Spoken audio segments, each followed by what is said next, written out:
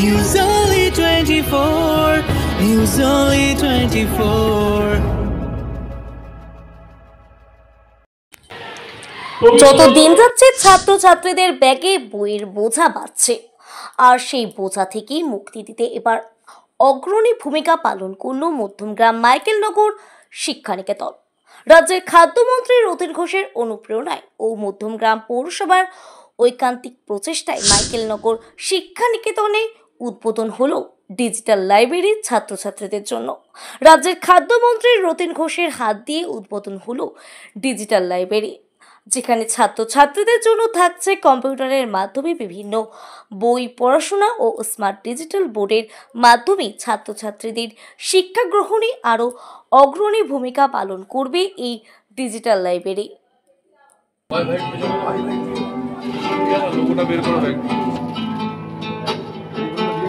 পেছনের channel logo আছে, সামনের হলুদ চ্যানেলের মধ্যে মাইক্রোফোন আছে।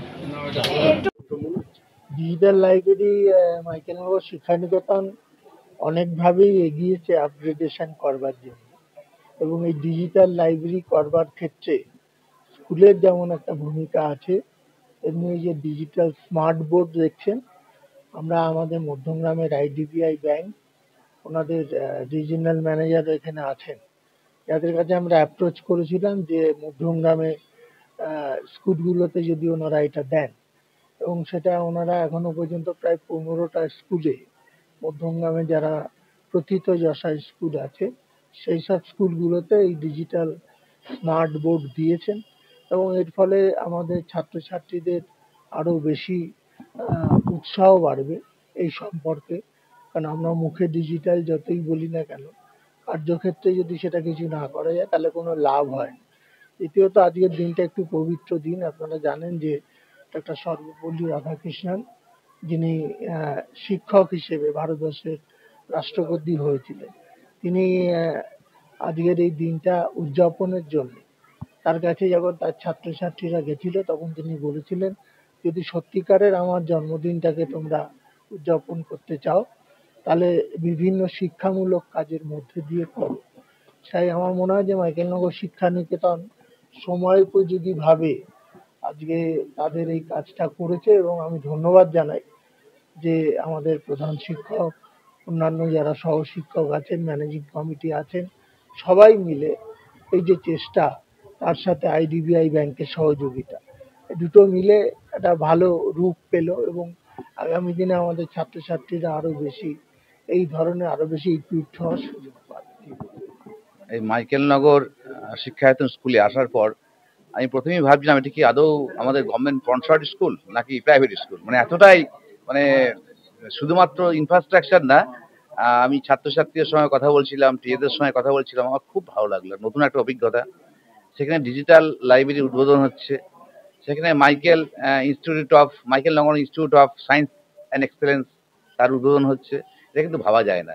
এবং টিচাররা যারা আছেন তারা যদি আজকে টিচার্স ডে, সেই দিনে একটা মহৎ দুটো কাজ করতে চলেছেন। একটা হচ্ছে আমরা ডিজিটাল লাইব্রেরি ইনাগুরেশন, আর তার সঙ্গে হচ্ছে Michaelnagar institute of science for excellence. আর সেখানে ছাত্রছাত্রীরা অনলাইনে আমি দেখছিলাম যার যেটা ফেভারিট এরিয়া, মানে যার যেটা কমফর্ট জোন, সেই জন্য তারা গুগলে সার্চ করে বিভিন্ন জিনিসপত্র পড়াশোনা করছে।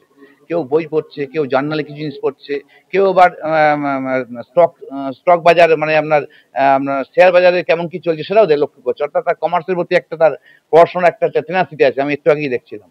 তা এগুলো খুব ভালো লাগছে। বর্তমান যুগে তো ডিজিটাল লাইব্রেরি খুবই দরকার। শুধুমাত্র এই স্কুল না, আমার মনে হয় প্রতিটি স্কুলেই ডিজিটাল লাইব্রেরি হওয়া উচিত, যেখানে ছাত্রছাত্রীরা অফলাইনে বইয়ের সঙ্গে সঙ্গে অনলাইন বইগুলো তারা পাবে।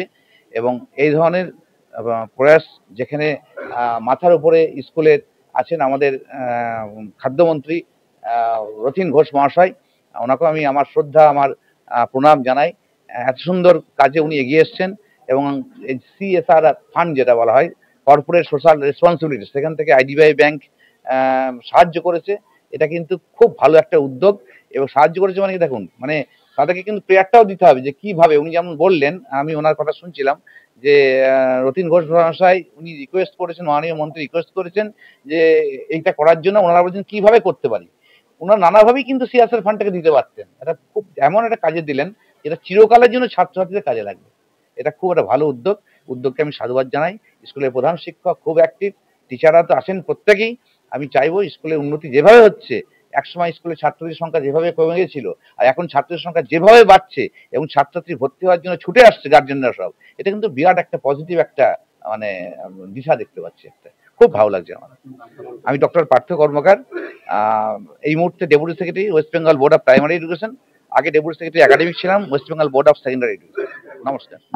আমরা এসেছিলাম মাননীয় শ্রী রতিন ঘোষের কাছে এই এই বলতে কি স্যার আমরা কি করব আপনার কনস্টিটিউয়েন্সিতে, আমাদের বলুন যেরকম ভাবে আপনি গাইড করবেন সেরকম ভাবে আমরা করব। তো উনি এত সুন্দরভাবে আমাদেরকে গাইড করলেন আর সেই জন্য আমরা এই জিনিসটা করতে পারলাম। সিএসআর মাধ্যমে আমরা 15 স্কুলস আমরা এরকম digital library, digital board, smart board দিয়েছি, আরো দেব।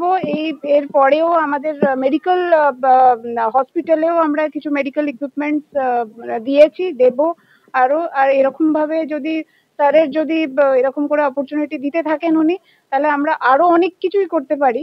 তো আমি রিকোয়েস্ট করবো স্যারকে, স্যার আপনি আমাদের সঙ্গে আমাদেরকে গাইড করবেন আর সেরকম ভাবে আমরা এই জিনিসটাকে আগে নিয়ে যাব। ডিজিটাল লাইব্রেরি এবার আমাদের first of all today it is a teachers day, happy teachers day to all of you. এবার স্টুডেন্টস হচ্ছে আমাদের ভবিষ্যৎ।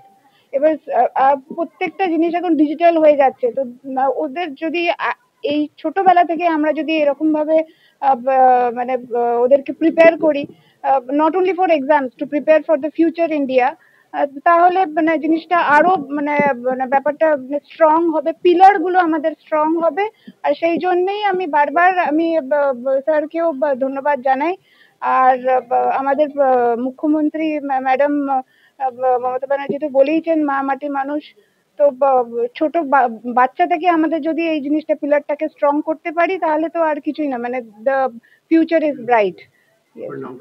আমি Debjani Mondal, general manager, IDBI bank.